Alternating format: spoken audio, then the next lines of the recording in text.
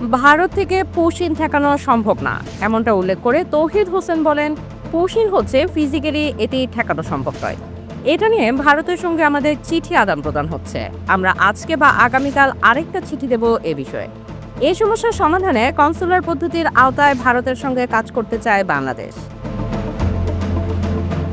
বিভিন্ন সূত্রের তথ্য অনুযায়ী ভারত সরকার গত প্রায় 1 মাসে অন্তত 2000 মানুষকে স্থল সীমান্ত দিয়ে বাংলাদেশের ভেতরে ঠেলে দিয়েছে।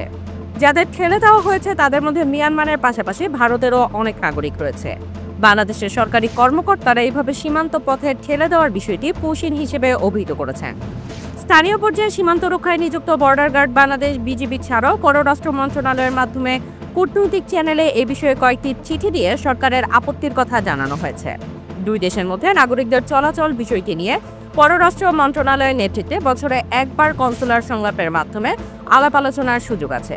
পৌঁছিনের বিষয়ে এমন সংলাপের আলোচনায় আসতে পারে এমনটা জানান উপদেষ্টা। ভারতের আশ্রয়ে থাকা সাবেক প্রধানমন্ত্রী শেখ হাসিনাকে ফেরত পেতে প্রয়োজনে দেশটির সরকারকে আবার চিঠি দেওয়ার কথাও জানান উপদেষ্টা। ঢাকার আন্তর্জাতিক অপরাধ ট্রাইব্যুনাল গত জুলাই-আগস্টে মানবতাবিরোধী অপরাধে অভিযুক্ত হিসেবে শেখ হাসিনার বিরুদ্ধে গ্রেপ্তারি পরোয়ানা জারি করেছে।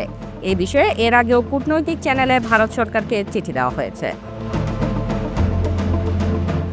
বিদেশি উন্নয়ন সহযোগী দেশ ও সংস্থাগুলোর প্রতিনিধিরা বাংলাদেশের জাতীয় নির্বাচন অনুষ্ঠানের বিষয়ে জানতে চান কিনা এমন এক প্রশ্নের জবাবে উপদেষ্টা বলেন, নির্বাচনের বিষয়ে আন্তর্জাতিক সম্প্রদায়ের অনেকেই জানতে চান। তখন তাদের কাছে বাংলাদেশের বর্তমান অবস্থা তুলে ধরা হয়।